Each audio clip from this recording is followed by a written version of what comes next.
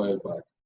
And I would like to quote the message from our foreign minister on today's event, which is, international community must do more and back its words with concrete actions for the innocent Kashmiri people who have been to arbitrary arrests, detentions, torture, corporal punishment, extrajudicial killings, digital lockdown, and a military siege in Indian illegally occupied Jammu and Kashmir for over 12 months.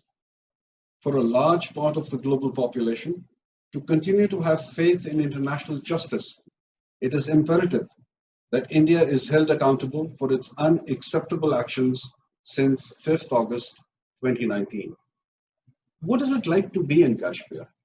It's very easy for all of us to talk endlessly, feel their pain perhaps, feel their anguish.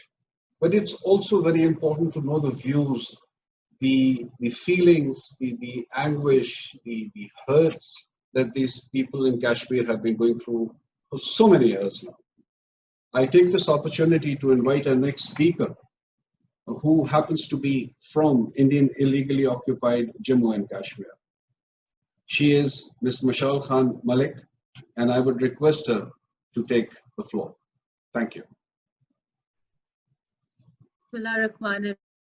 Rahim, first of all, Assalamu alaikum, and thank you to Riyadh High Commission for inviting me to such important webinar with such august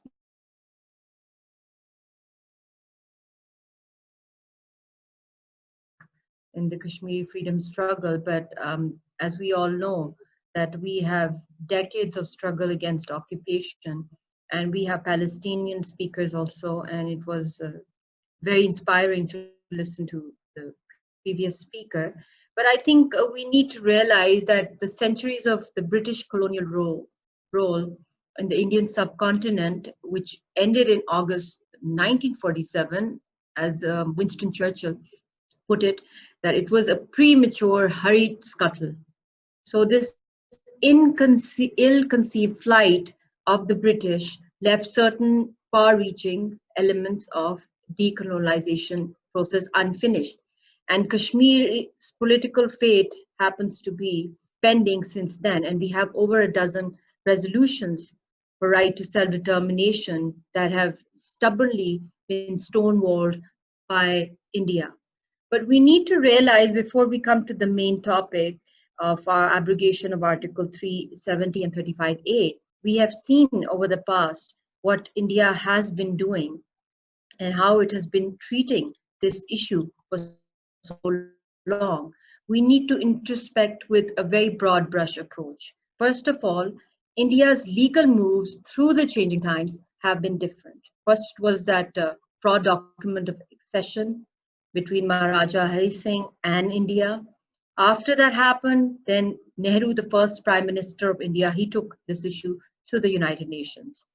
And when the United Nations said that, yes, we should go forward for a plebiscite, then the legal course was changed by India. In 1954, this Presidential Act of 35A and 370 was introduced of states subject to protect the Kashmiri identity. But behind that, there was a scary motive of India, because it came with the intention of an occupier, not of giving freedom to the Kashmiris. And from the start, it was a fraud. And now, after many decades, now the next legal move which took place 2019 on 5th August was to completely abrogate Article 370 and 35A, because they no longer wanted to keep the heirs, the owners of that land, of that disputed territory, alive anymore, because they felt that over so many decades, they have tried their level best to crush the movement, but they have failed militarily. So the next move, the latest move, was a lawfare, through which they have made Kashmiris literally refugees with a stroke of a pen, which is a lawfare, the latest technique of war, without using any weapons, without killing people. They snatched our right of ownership. And right now, whatever is happening in Indian occupied Jammu and Kashmir, as you can all see, and the Palestinians, there are a lot of commonalities between the West Bank settlements of Israel and what India is doing right now. But for the majority of the people, in simple terms, India wants to make Indian occupied Jammu and Kashmir into a mini India. And especially if we observe during the COVID-19 time, these past 3 months, India has issued 5 lakh domicile certificates, residencies, and voter rights to 5 lakh Indian families. And in one family, there are 4 to 5 people. So you can multiply that and know how many lakh of people are being given that right. Secondly, 2 lakh homes are being constructed for Indians to shift to IOK. And then thirdly, all the property rights, all the property documents, ownership rights of houses, properties, lands of Kashmiri people within their own land are being taken away from them. Thousands and thousands of acres of land is being transferred in the name of Indian industrialist business community. And then we see a lot of tourist land also that is being sold off, and though it's illegal to change the demography, especially of a disputed territory where, as mentioned earlier, there are over a dozen resolutions over there. And then also taking away the educational rights of the Kashmiris through this abrogation. In the past, we have seen the Kashmiri students suffer a lot due to months and months of prolonged curfews and no colleges, no schools. But now, after 370 and 35A, we see that the universities, the educational institutes within Indian occupied Jammu and Kashmir, those seats are being shifted to Indians. And then the IAS officers, Kashmiri officers, they are being shifted to lesser important posts around India. And people from all over India, the bureaucracy is shifting to Jammu and Kashmir. So these are things which really, really have a very, very strong impact on the say of the people, on their economic rights, on their political rights, on their religious rights. And then they're issuing, allotting, and providing prime land and facilities to anybody from India. And land banks of thousands and thousands of canals are being earmarked for indefinite periods in different districts of India, of Kashmir, and being allotted to non-state subject holders in the name of investment and industry. Then they are giving away all the religious, the Jammu Kashmir Waqf Board, OCAF, which holds responsibility for all the religious shrines of various saints that have passed in the history of Kashmir. That right is being taken over by New Delhi and all its assets. So which till now were being created by contributors from the Kashmiri Muslims. Now the whole charge of the religious side, the religious buildings, the shrines, the holy places are also in direct control of India. So there are a lot of other acts which are being committed.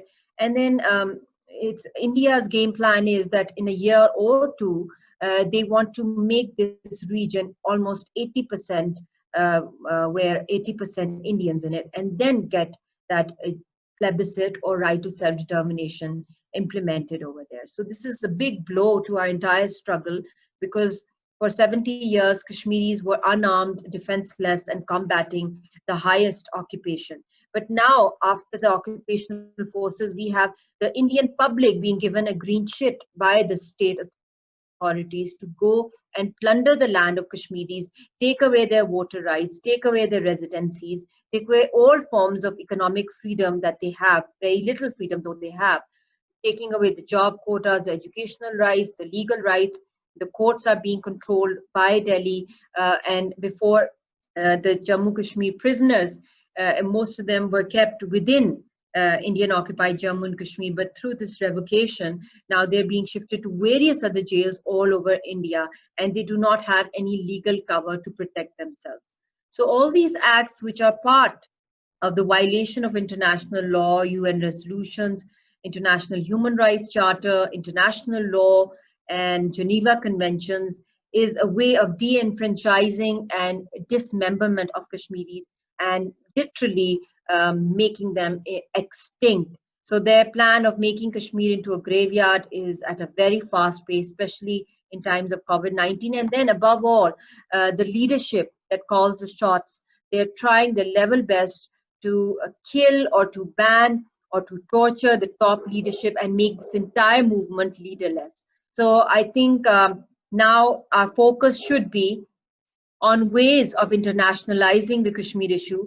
The Pakistani state has shown some symbolic measures today by revamping their map, political map, and showing Jammu and Kashmir as part of it, changing the Kashmir highway to Srinagar highway, and giving a high award to Said Ali Gilani Saab.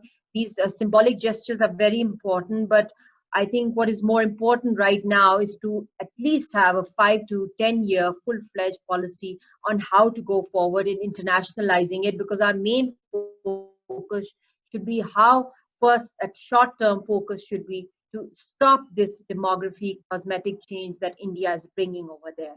For that, I think we must all lobby and network, especially the Pakistani government and the diplomats, that a UN resolution should be demanded that calls for a population census to be conducted within Indian occupied Jammu and Kashmir, and demand that census, because it is completely illegal to change the demography of a land and which is already under dispute and its future is still not being decided.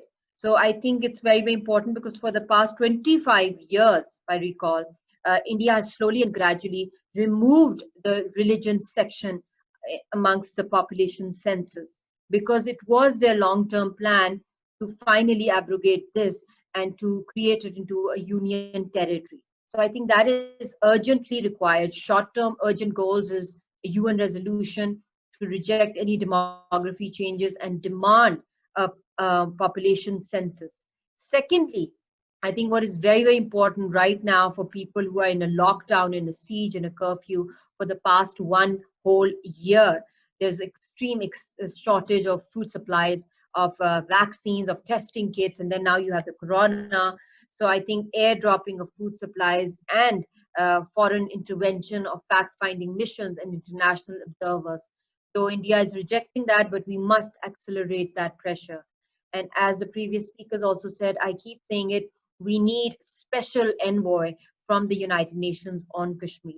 And also special envoys from the government of Pakistan also.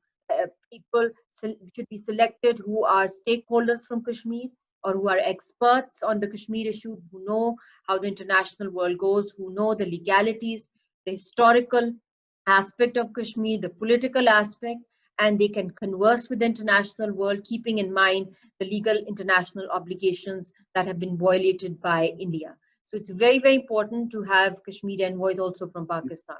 And the Kashmir Committee must be made even more active, with more and more Kashmiri input in it. And I think Kashmir Committee should be more active, Kashmir envoys, and a full-fledged 5 to 10 year policy from Pakistan on how to respond to this lawfare. And then there is another suggestion that since India has made this case very strong of Chapter 35 of the UN, that any issue that can jeopardize international peace and security, that issue must be taken into the Security Council. So I think because there is a permanent organ of the United Nations, which is called the Trusteeship Council, their main role is to play an active role in regions which are advocating or moving towards territories that are moving towards self-determination, but they practice this. The Trusteeship Council played an effective role in Palau in its independence in 1994 October. But we have a very strong case of an impending catastrophe and a looming nuclear threat because the Indian Defense Minister Rajnath Singh's speech last year, he said that we're going to review the no first use policy of nuclear weapons, and then nuclear codes were also exchanged. So I think it's vital to address this issue from the UN Trusteeship Council to at least administer Indian occupied Jammu and Kashmir for at least 10 years. Because the way they're changing the demography, Kashmiris are literally on a ventilator. Our voices are being shut. There's a clampdown on communications, on access to the international world, no internet, no contact with the political top leadership of Kashmiris that call the shots. So it's almost impossible to come towards any solution if we do not have the top leadership alive. So it's very, very important to address and advocate this internationally at a war footing level. And another suggestion is that the Pakistani Foreign Office, it's my suggestion that they must have a special division, a legal division within the Foreign Office to research on the international law perspective of either to taking it to the ICJ, the ICC, for calling for resolutions. The legal aspects must be explored in depth. Thank you very much. Thank you, Ms. Vishal Malik. Indeed, a pleasure and honor listening to you. Your insightful comments, particularly those relating to usurping of property rights of the Kashmiri people, leading to demographic change, is indeed very disturbing. And you have given us some sort of a graphic with developments that have been since taking place in the occupied territory. But perhaps, to my humble mind, the question is, the valiant people of Kashmir have stood up to the battle, stood up to the gun, stood up to stones, stood up to all sorts of atrocities. I wonder if they will allow all this to happen. And I'm pretty sure, somewhere in my heart, I find it that Kashmiris will stand up, will not allow all this to happen. Thank you so much for your contribution.